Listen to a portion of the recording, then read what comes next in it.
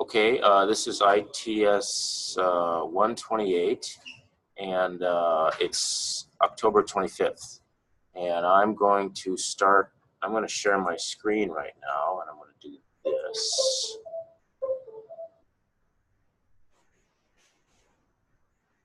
And click share. All right, so now this screen is being shared. I'm going to take this thing here and put it over there. And make sure I'm recording. I am recording.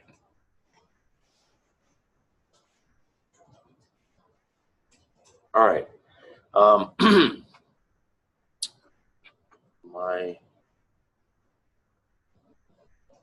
Right. So you're hearing me too, I hope. Okay. So today I've done a couple things. I've modified this. I've updated our syllabus here. And I kind of said that, you know, during around this time we were doing our midterm things, and then I just, you know, finished file access dialog boxes last week. And so this is up to, so like really I guess I'm kind of, actually I did start Thursday, October 20. I did actually, no, I didn't talk about modularizing your code on the 24th. So, so I'm going to start today talking about modularizing your code, and I'm not going to spend that much time on it because we've been doing it all along, and I'm surprised that it's I guess it's a tough thing about teaching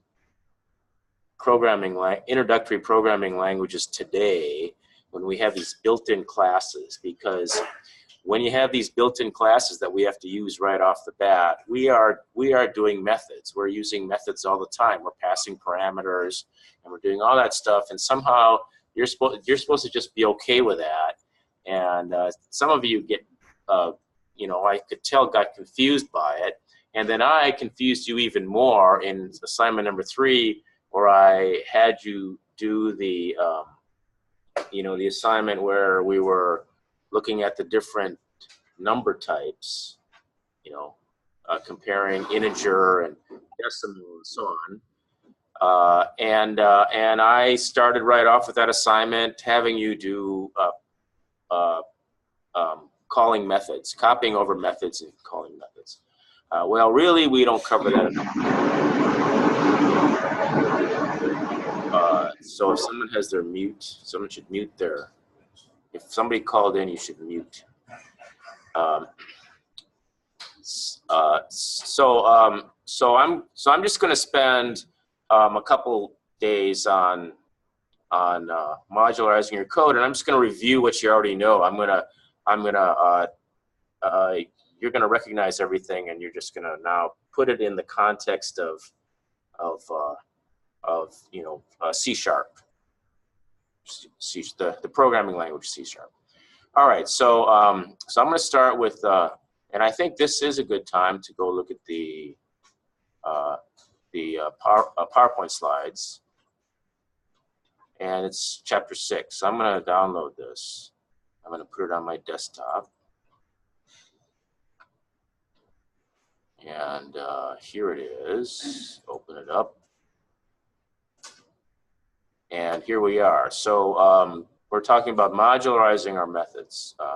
So we're going to introduce you to methods, but you've already seen them. We're going to talk about void methods. We've actually seen those. And then passing arguments.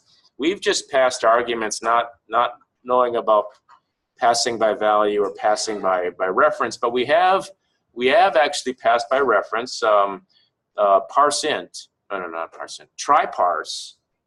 The second parameter, the second argument of try parse is an out variable, where you know, you declare the variable in your code before you do the try parse, and then you execute the try parse, which by the way is a method with parameters or with arguments.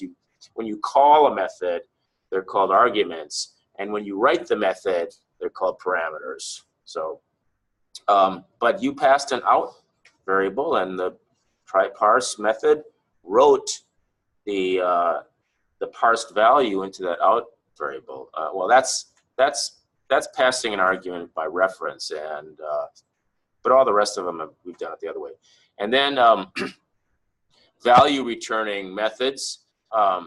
Anytime you have a method that anytime you have a method on the right side of an assignment statement, it's a value returning method. And we've done lots of those. We've done lots of functions and methods and so on. So this just kind of puts it all in the context. So, we do it in the context of this top-down programming, top-down structured programming, where we break down the larger problem into smaller chunks. That's also called divide and conquer. You divide it all up, and then you're able to conquer each smaller part one at a time. And so there's two things there's two things you got to know how to do, and that's how to break it up nicely. And after that, the conquering part is easy because you can just break it down to you break it down to simple modules that you can just code. And what you can put, if there's a module, a block, something you've divided, that section, if that section is executed more than once, even if it's just executed once, but if it's executed more than once, instead of copy pasting that code in lots of different places, you just put it in a method, and then instead of pasting in the code, you call the method, and it does the same thing. It's known as modularization.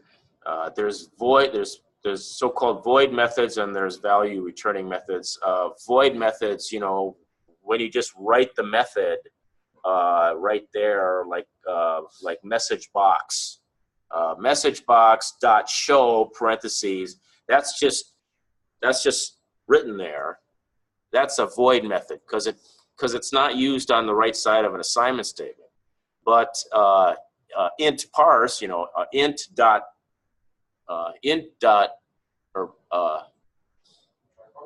triparse returns something. It actually returns a true or a false. It returns a true if it worked. If it returns a false if it didn't work. So that, by the way, we'll see. That's a special kind of method, Boolean method. So anyway, here's an example of a. This is dumb. This is an example of a long sequence of statements inside of a method here. Private void. This is a void method. It's a definition of the method that executes when the button is clicked.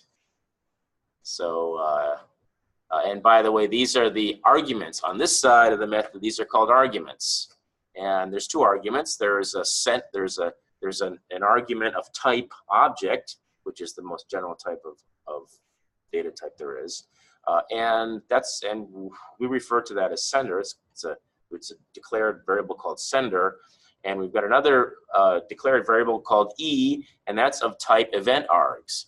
The object sender contains information about the person or the method that called you, or the way it was called, but at this stage, in fact, we hardly ever do anything with that. It's just there if we want to have some fancy methods that can be called by all kinds of different kinds of buttons and whatever, and the method has got to go and see what actually called it. And then event args can have error information and so on, and so in event args data type, E would have properties like E dot. There's probably an E dot message, and you can see what E dot message is or whatever. But anyway, the point of this slide here is to say there's a bunch of statements here, and let's say we can use divide and conquer. Okay, so there's a bunch of statements here.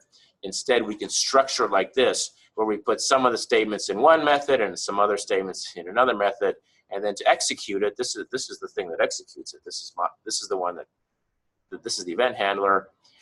Well, when the event handler executes, first it executes this method and then executes this method. And executing this method here simply means going down here and executing the method in 2 statements. And then when it's done, it comes back and goes to the next one. And oh, there's another method call, method 3. So then it goes down in here and executes these statements, then returns back right after that, and then continues on, and then it's done. Okay, so it's very simple. And these are void methods because they aren't returning anything. They're just, you're just telling it to do something. You know, it's not on the right side of an assignment statement. It's not producing a value that you're, you know, doing something with. So those are void methods. The header of the method is the definition. It's the header. It's the part that's the declaration part. It's this part, private method void. That's the header, and the body is the actual, you know, inside the curlies, inside the curly braces. The method header, it's got an access. It's called an access modifier, and there you say it's either private or public. If it's private, it's only visible to inside. Inside the thing that it's, you know, inside here.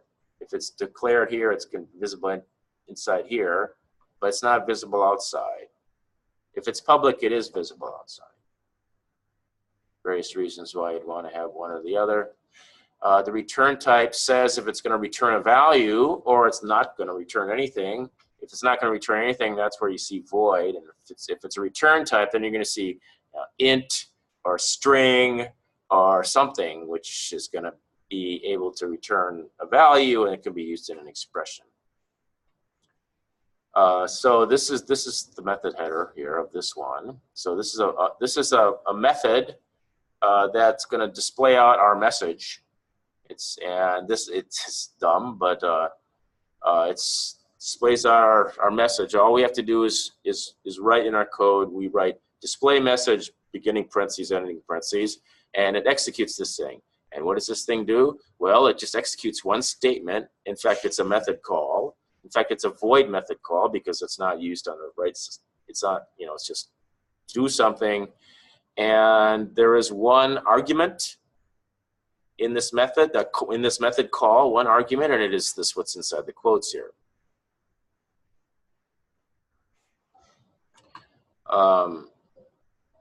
Methods belong to a class, and Visual C# methods typically belong to the default Form 1 class, although we're going to be, later on, we're going to be defining classes, in which case they're going to be in different files. There'll be different .cs files. So far we've only been dealing with one .cs file, you know, one code file. But later on, we're going to be defining our own classes, and these classes are going to have properties and methods, built-in methods, and you define a class, and then you can have a class, and you can declare an instance of a class, you know, named a variable, and so on. Those are in different files, usually, but they don't have to be. Declaring a method inside a class is you would just do it inside here along here, right where all your event handlers are. Your event handlers are built-in methods that, and it's the Visual Studio integrated development environment that makes it so we can go all the way to Chapter 5, and we haven't even talked about methods yet. But whenever you double-click on a form object, it takes you to the inside of the method that executes when you click on that form element. And if the starting of that method, you know, the header and the empty body is not, it's called the header and the body. If it doesn't exist yet in your form.cs file, it creates it there for you, as though it was always there. And so we've been writing methods all the time. Whenever we write an event handler, we write a method, but we don't do this writing the header part and all that, because the integrated development environment has done that for us. But really, sometimes this course is taught without the integrated development environment, or it's not the Visual Studio part, but just coding. And if you take 111, take 111 and 211, and you write Java, it's the same kind that you would be you actually have to write those headers, and so you have to in those other courses that don't use Visual Studio, you have to be aware of methods and from the very beginning. Anyway, and in fact, that's why some instructors, or there's some instructors don't like teaching Visual Studio, using Visual Studio, because it hides so much of really what goes into coding, like the method calls. But that's just a school of thought. By the time you're done with a couple of introductory visuals, by the time you're into 148, ITS 148, you will not only know about methods and so on, but you'll also know about the form designer form part, which is really unique in Visual Studio. So so calling a method, we're instead of doing a second message box, we decide we're going to make a method to do it. So we define a method here called display method, and we can leave off stuff. It defaults to void and so on, and because it doesn't return anything, and this just defines it. And so this calls this obvious. The return point, it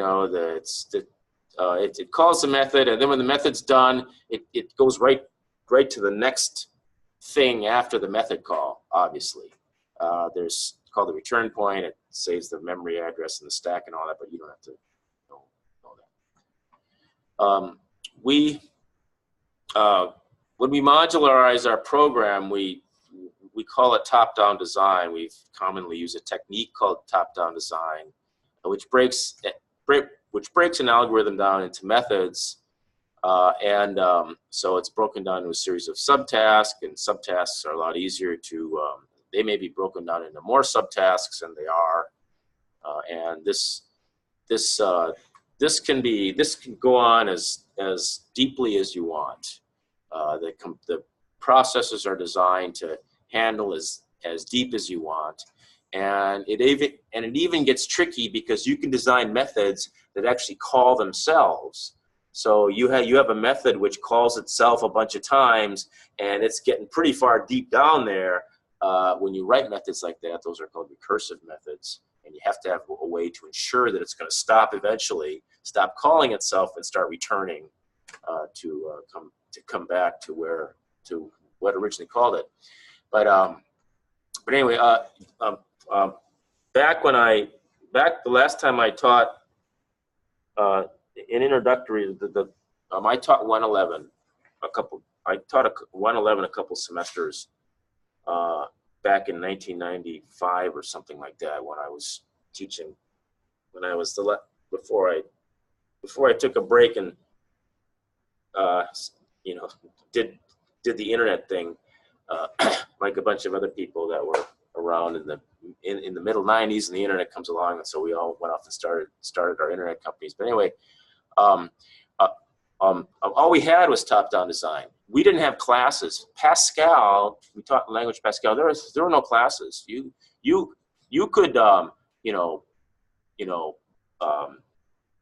get programs or subprograms or procedures that you could incorporate into your, compile into your code that did a bunch of stuff, but there was nothing like defining a bunch of classes at the top of your .cs file, like you see a bunch of classes up there, and those classes, that's the .NET framework, that gives you access to all of the stuff that makes the interface to the screen and the keyboard, and gives you all the built-in methods that you use.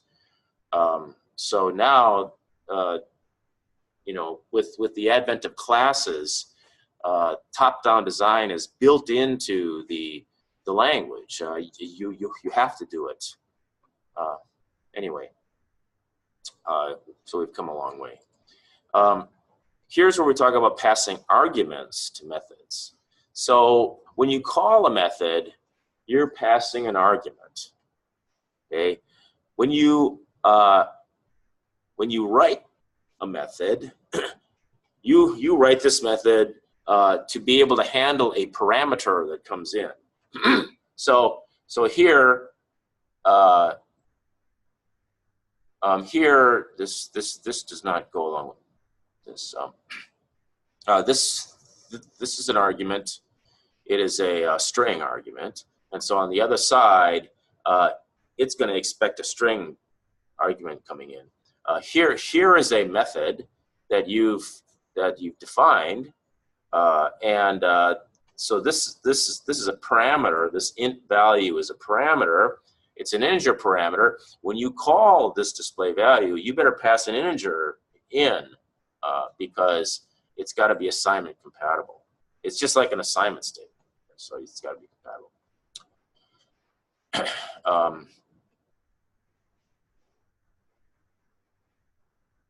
So yeah, you can pass either variables or an expression when you're passing arguments.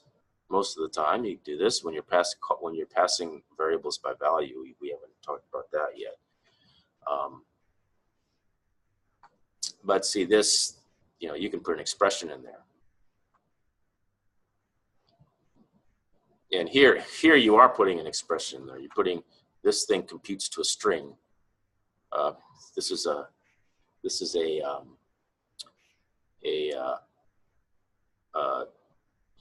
int is a built-in int method, or it's a built-in method named int, and it's got and it's a class which has a method named parse, and this parse method this parse method is a public method in the int class.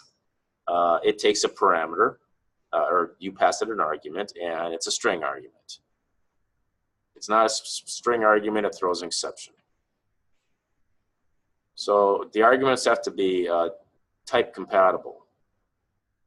So, and you know about this. Strings got to be strings, ints got to be ints, doubles or decimals.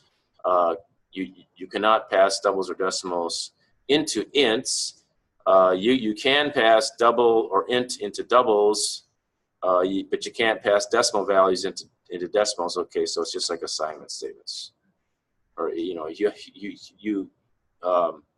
if not, you got to do a conversion. You got to convert.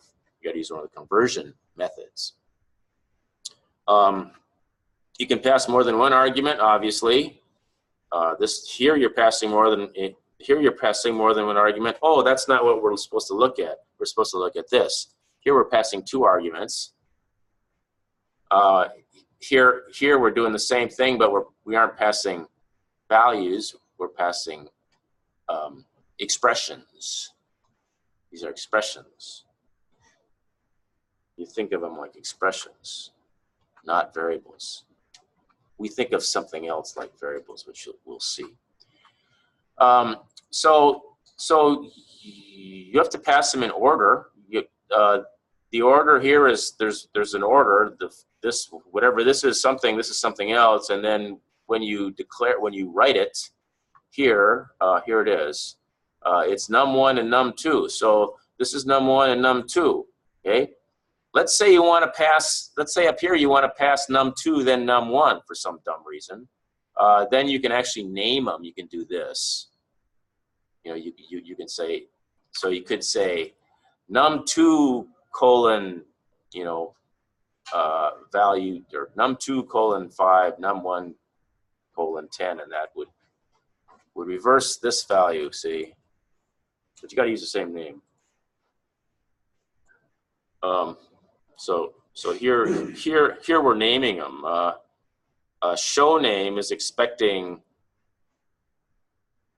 or show name is expecting first name first and last name second, because it writes out your name like that. See, and so this guy here wants to be, he wants to do it differently. He wants to pass you the last name first and then the first name second.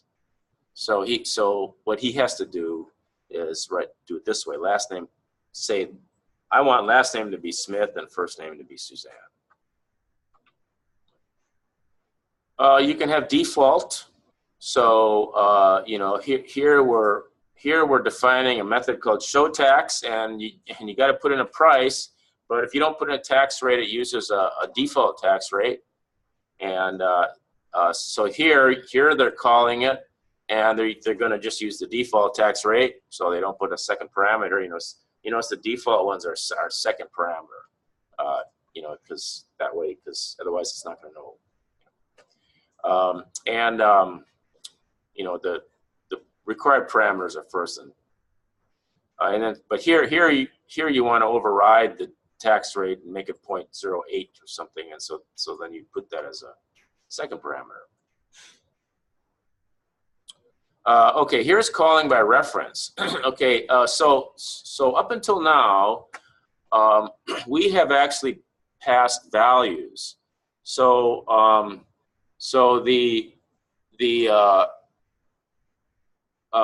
when the method starts executing, it can take, like, let's say this method starts executing, and it's called like this, and so inside the method, price is going to come in at 100. Okay, the price is 100. Down here you might want to assign price a new value and use it for something else. Okay, well, you can do that, and when this method's done, whatever you had here is going to stay the same. Okay, so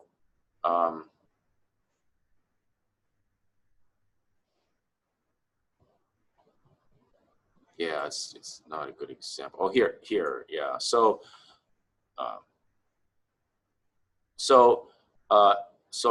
here we're passing by value. So we've declared value 1 is equal to 2, and value 2 is equal to 3. So we do that, and then we call show max, and we go off and execute show max. And down here, show max might assign num1 equal to something else, and assign num2 equal to something else, or might use one of them as an iterative variable or whatever, or dispose of it or whatever.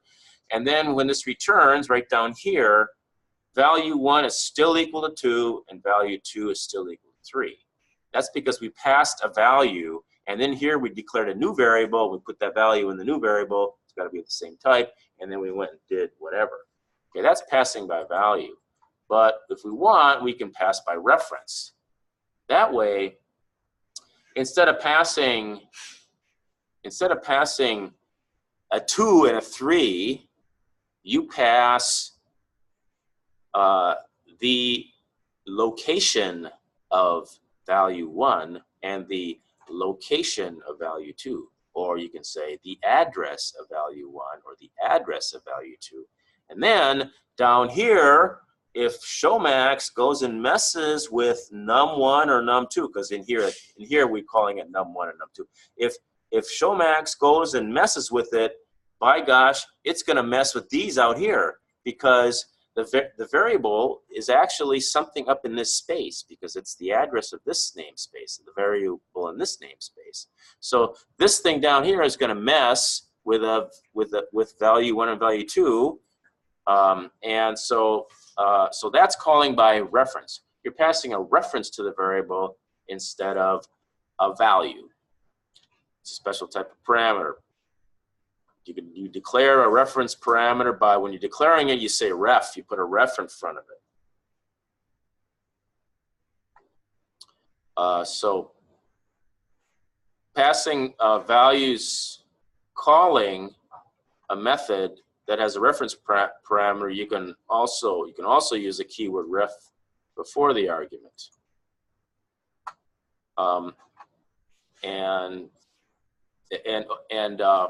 Also, by the way, when you're calling by reference, it always has to be a variable. It can't be a value because you're passing it the reference to a variable. You're passing it a little variable there that it can use. And by the way, put something in, and when you're done with it, perhaps it's something that you're going to look at again. Okay, so in fact, an out parameter is something that you're going to look at again. In the int.try parse, we have an out variable. It's declared as an out variable when we pass to it, and that means that the try parse method, if it's successful, it's going to return the value in the out variable. So it's going to return a value in one of the arguments, or one of the in the header of the, or in one of the past arguments, rather than making it a method that actually passes back a value.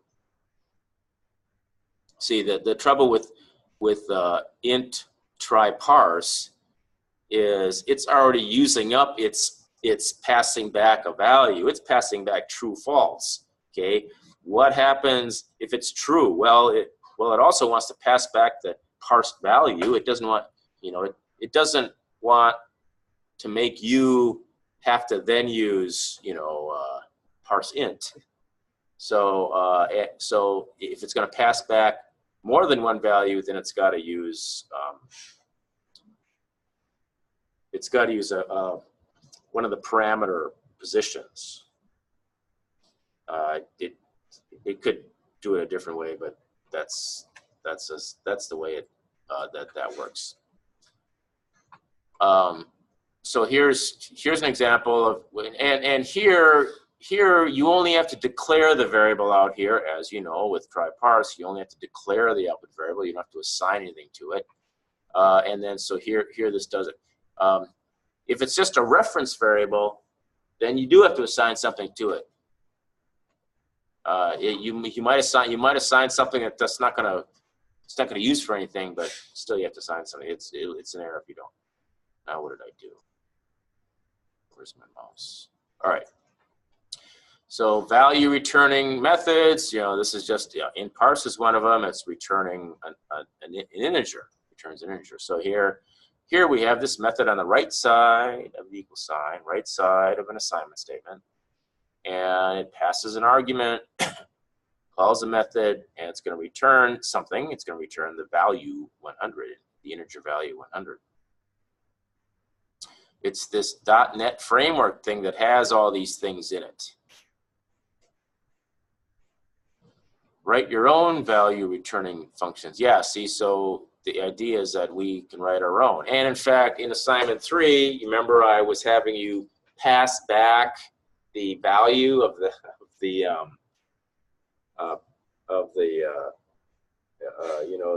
each one of those methods did some computation, displayed it out. And I had to make it pass back as a value returning function.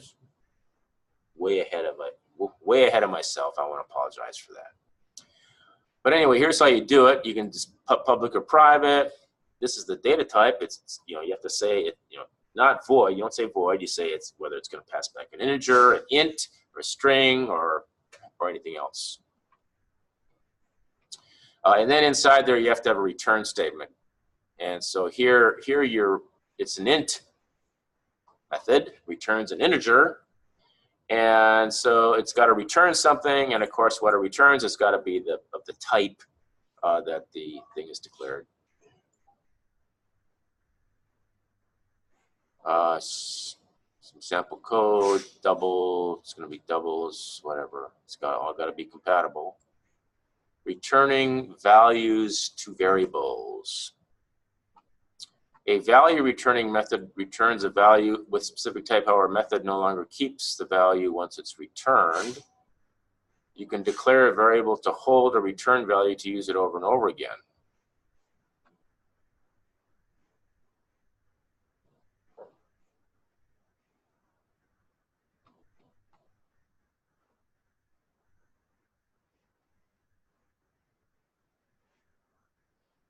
Yeah, sure. Okay, here's Boolean method, and it just returns a true or false, which means it can be used inside of an if statement very conveniently. It can be used inside of a while, and our int try parse is a Boolean method because it returns a true or false. It returns whether or not it was successful.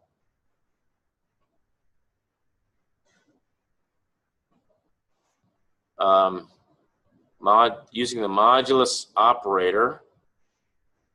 Oh, yeah, there's the modulus operator. This returns a remainder. If you want to, sometimes you want the quotient. Sometimes you want to deal with the quotient and the remainder.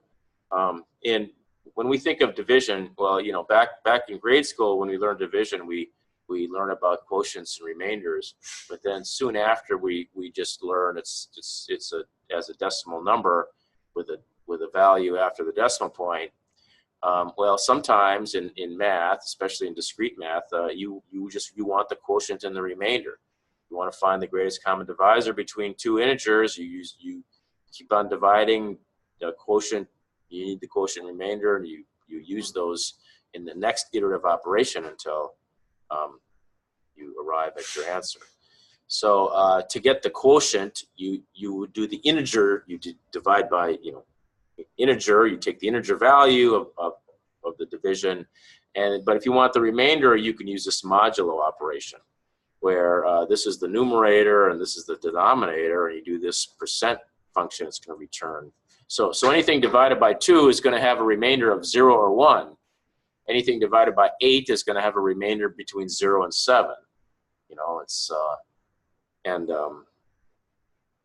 so that's a nice function. It's just it's just an operator like addition, like a plus or a minus or a divide or a multiply.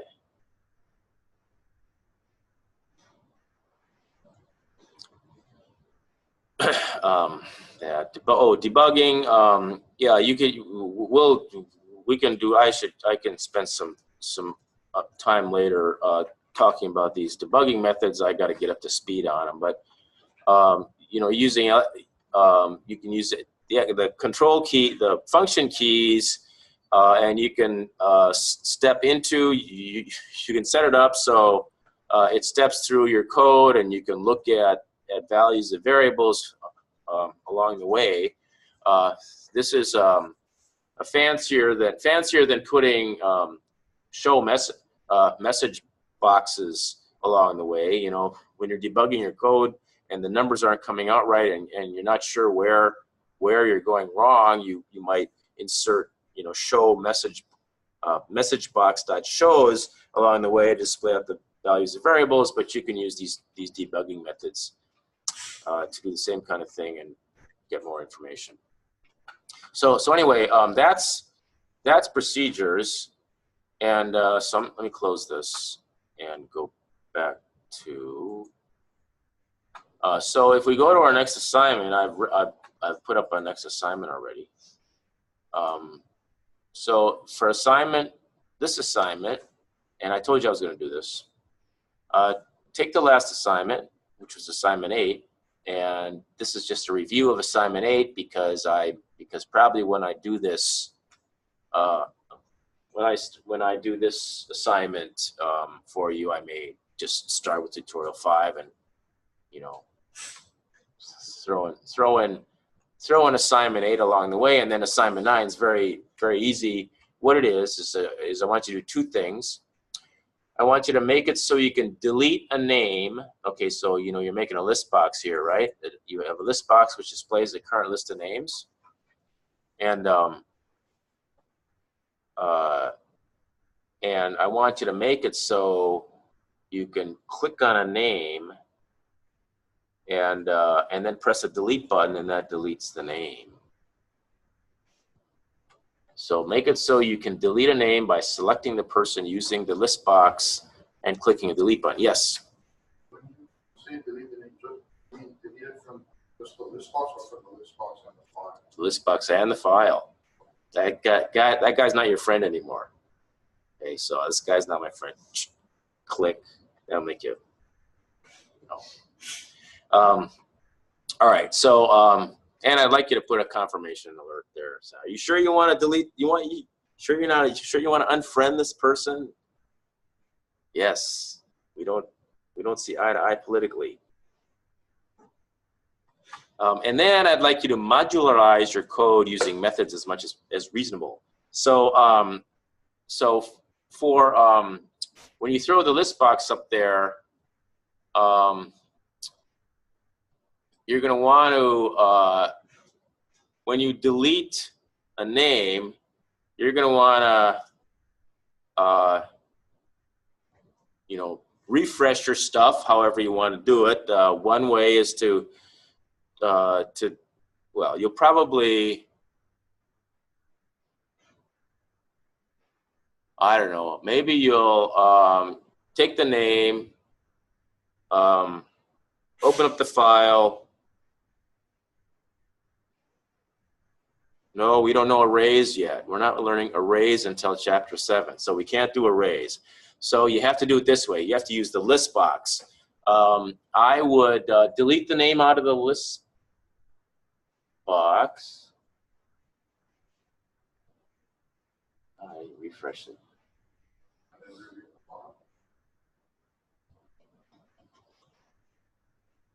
Okay. You have to read the name.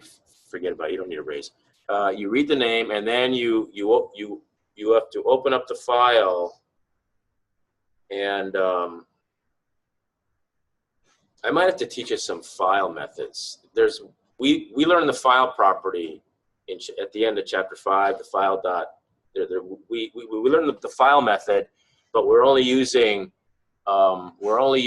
methods to open a text file, to create text, or to open text, or to append text. That's the file class. That's the file class within the system.io class. And there's some other methods in there that we can use. But I think, okay, just off the top of my head, I think what you're gonna have to do is you're gonna have to open up the file to read, and then you're gonna have to open up the file. No, I guess we can use the list box.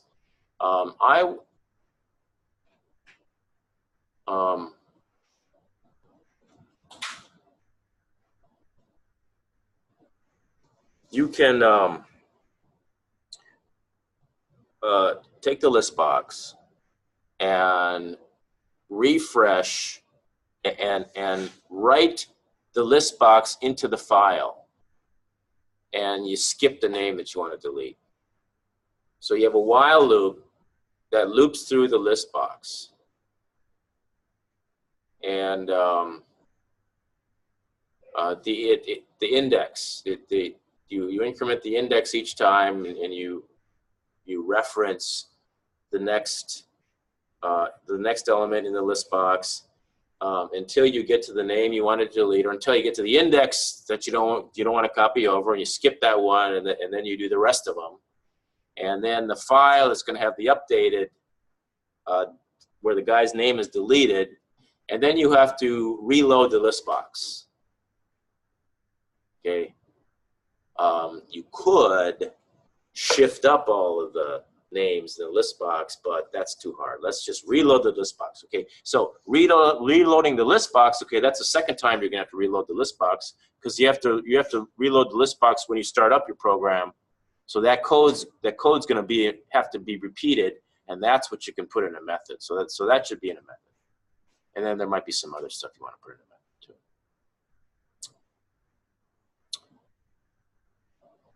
So, so that's the explanation. That's chapter 6, and the explanation of the assignment. I've got 20 minutes left. Would you like me to do anything? Would you like me to show you anything in assignment 8 or assignment 9?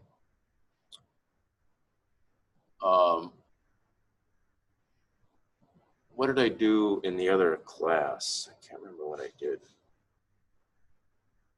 I actually did not have, I didn't do anything in the class yesterday. I told them to watch the video of this class last time, because this, I think, was a pretty good video. But I can do, let's see,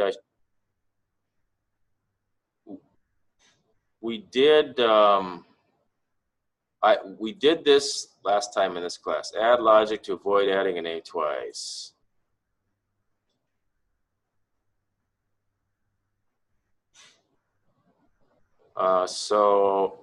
And then I've shown you the open file dialog, and you might use open file dialog or the other one, depending on your concept of how the thing starts up. Yes. Okay, I'll add the list box. All right, so I'm going to download tutorial. Well, I'm going to see where I ended up last time I was here. Out here. Let's see what I have here first. Assignment. Wage first. All right, let me go to my Laulima and go to my Dropbox. Halverson. Friend file. October 25th. Oh, this is where I ended up. This is where I ended up last time. So let me download this. Put it on my desktop. Okay. I go here. Everybody watch what I'm doing now. Here's my friend file. I'm gonna open it up, extract all, and I'm gonna extract it onto each. Okay, you notice there's no directories here. Okay, you don't see any directories. All you see is this thing that's got the zipper on it, which is a zip file. I'm gonna extract it. Oh, it opened. I didn't want it to open. Here's the thing it just extracted. So I don't need this anymore. I'm gonna throw this away. Okay, now here's the extracted one. I go in here and there's a friend file there, and there's that. Okay, guess what? All I need is, this is already named friend file. All right, whatever. It put it inside of, it took friend file, put it inside of friend file, but I'll tell you what, I'm gonna do this instead. Put this, take this out of, okay, okay, so I just downloaded it. Here's what it is. So watch this. I'm gonna go in here. It's zipped. I'm gonna go in here. This is my package. So I'm gonna go up one to here, and I'm gonna drag it out here, and that uncompresses it and puts it right here. And let me close this, and now I don't need this. And now I go here, open this up. There's my .sln file. One level in. Double click on this. Visual Studio, whichever.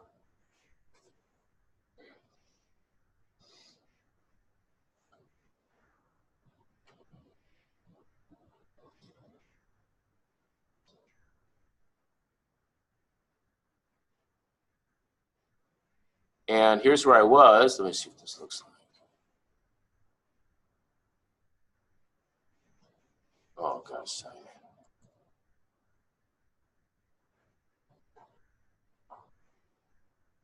What did I just do? Sign in.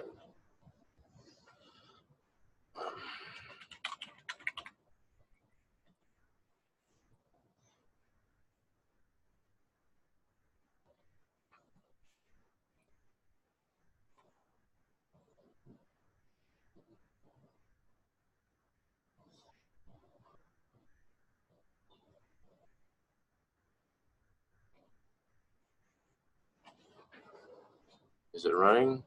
It's running. Where is? Oh, it's asking me for a file name. It's asking me for my friend file. Where's my friend file? Okay, I gotta go. It's on my desktop, down in here, down in here, down in bin, down in debug. It's right. It's one of these. I'll do this one. Yeah. Okay. Is that all I have?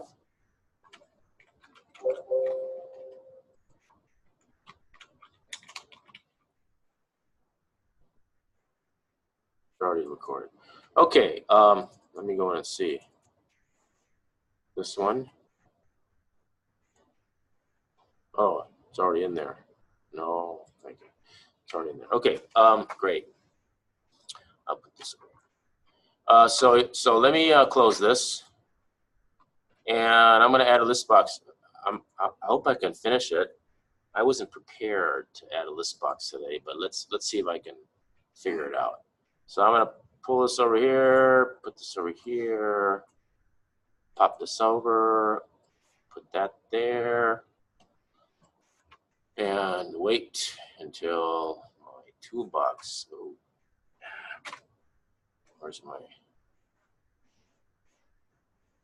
something messed up. All right, here we go. I'll just go common controls, list box. Okay, there's a list box. And I'm putting names in here, I guess. And I'm going to call it LST names, LST friends. And let's see. So let me go to the event. Let me go to the load event handler. And so when right after it selects the file, it's going to load it up. So let's double click. And this is the load event handler, and this pops up the dialog thing. And once that's done,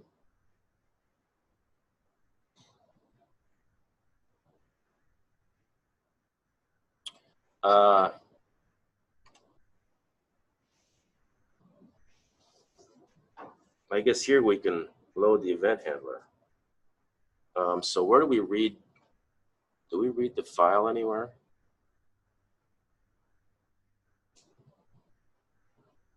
Didn't I do something where we displayed out the file? Let me see what else I have here. I don't think I saved anything. 7.6. No, I don't think I did I? I didn't put anything.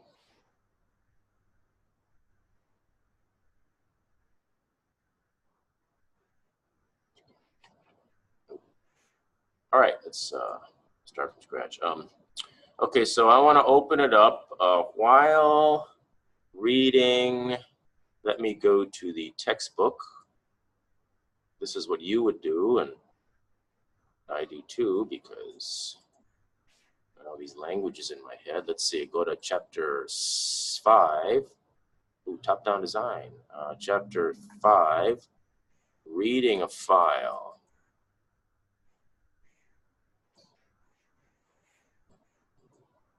Open, that's before that. It's the first file. Oh, it's a second. Yeah. Open, okay. Reading data from a file using the stream reader object. Okay, so it's going to be something like,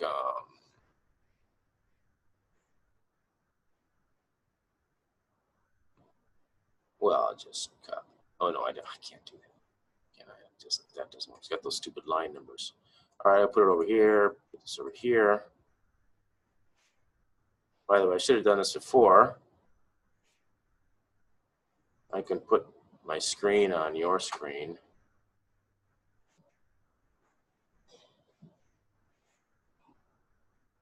Sorry. So let me put this over here, and I'm going to start out by saying,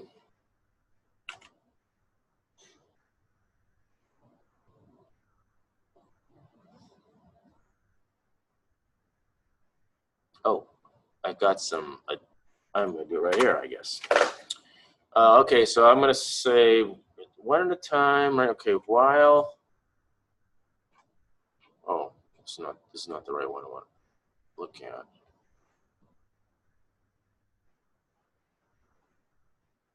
Read 3 times, while, okay.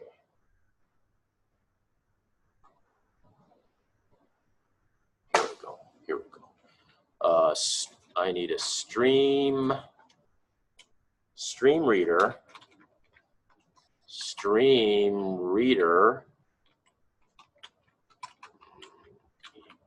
reader space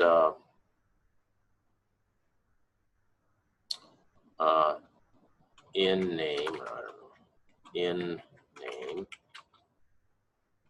input names. That's right. Okay. Input names. And I gotta declare that first, don't I? No. This input file. Okay. Oh, wait a minute. I've already. I'm repeating. String. I've already declared the stream reader. String. In name. And input file is the name of it.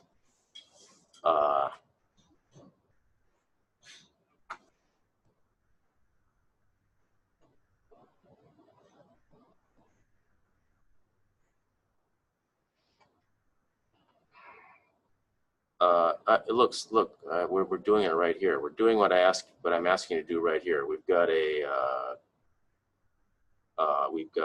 list box, LST friends dot items dot clear.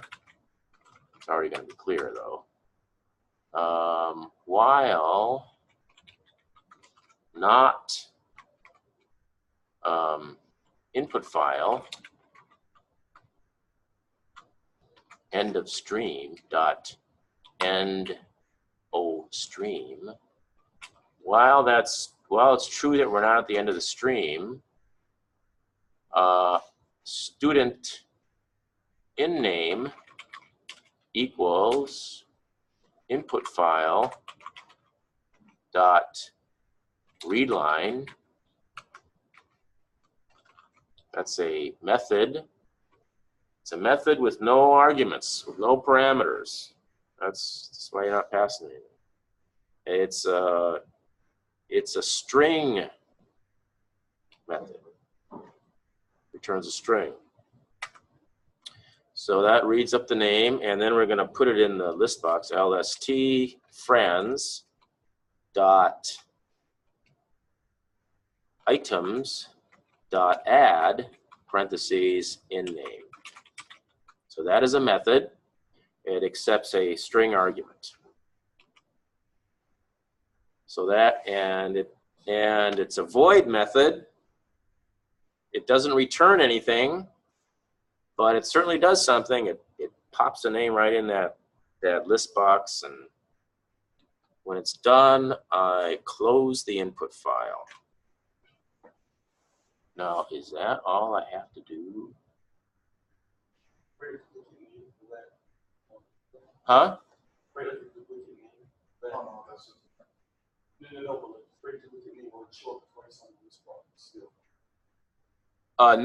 No, it shouldn't. Oh, No, in fact, we haven't gotten that far yet. In fact, if we add names, it's not going to do anything. It's not going to add any names because we only touch the list box on the form load.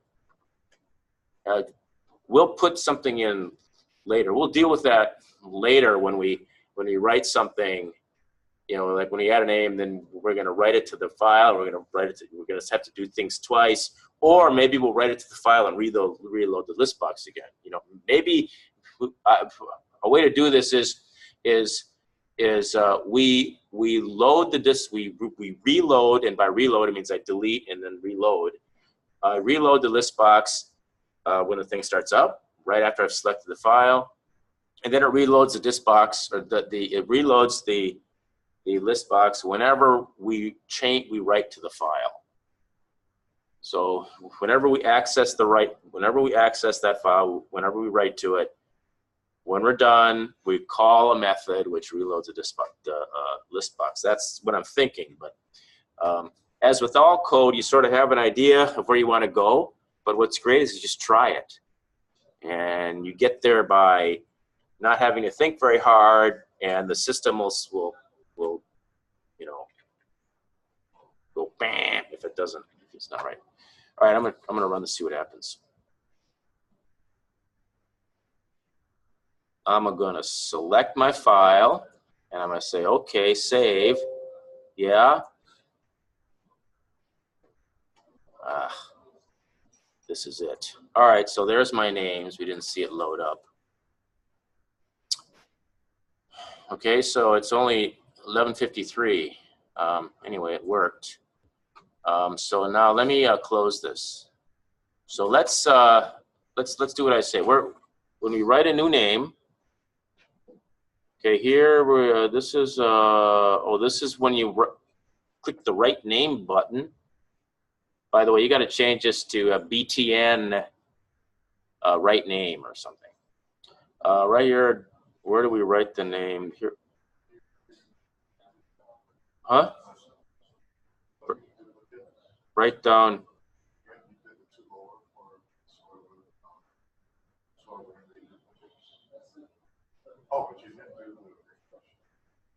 Right. Okay. So here, yeah. So here I've just written. If the duplicate. Okay. So here I've rewritten the name, and this is the only place we touch it. So right there, I want to.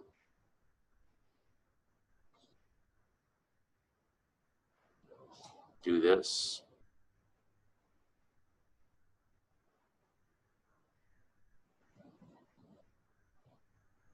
I want to do that. Copy.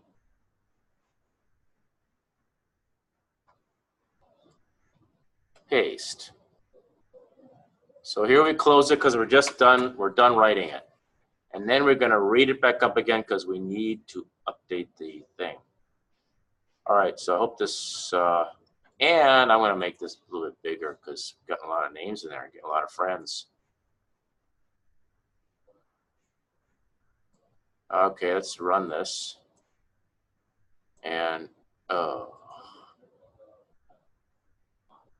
input file cannot be declared in scale because the name is used in closing local to find local. It is? Okay, line 51. It's line 51. 50 right here. Oh.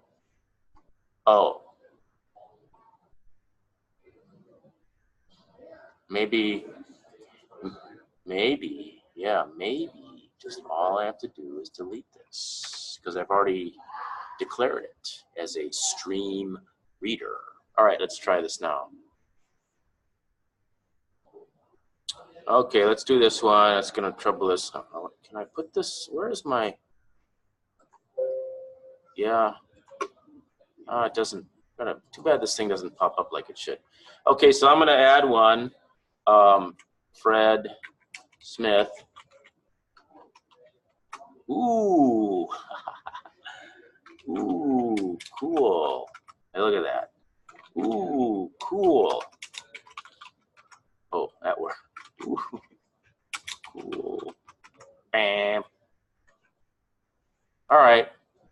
So, what what I want to know what I want to be able to do is like select somebody and then click a delete button. Disappears. All right, it's the end of the class. I'm going to close this. I'm going to click Save All, and I'm going to click Exit, and I'm going to close this, and here it is. It's right there. Close it. I'm going to click on this. I'm going to right-click and go Send to Compressed Folder. And that's this now. It's this. Okay? That's my compressed folder. I don't need this anymore. And I get to go here and go to my thing here and go to, I'm going to go put in my Dropbox. Put it in my Dropbox. I guess I got to change the name. Change the name of this. I'm going to go click, right click, rename with ListBox, whatever. And then I'm just going to go this. I'm going to go upload files, and I'm going to drag it over into there, and I'm going to say continue, and there it is. So I'll be here for, the next time I can start with that. Maybe. Okay, so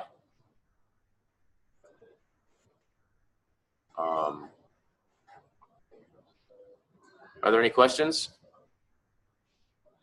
All right, so let me see if I can end this meeting. Stop.